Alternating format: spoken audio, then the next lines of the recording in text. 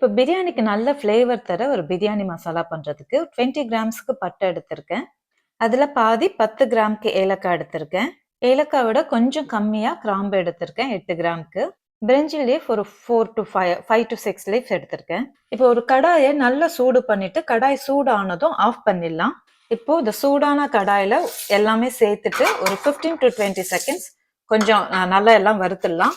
So of பண்ணின கடாய் தான், of பண்ணின கடாயில போட்டு வறுத்துடலாம்.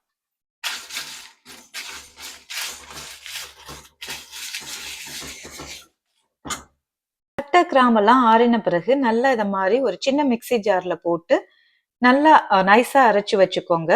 பிரியாணி மசாலாவை இந்த மாதிரி சிம்பிளா இன்கிரீடியன்ஸ் போட்டு அரைச்சு வச்சுக்கோங்க.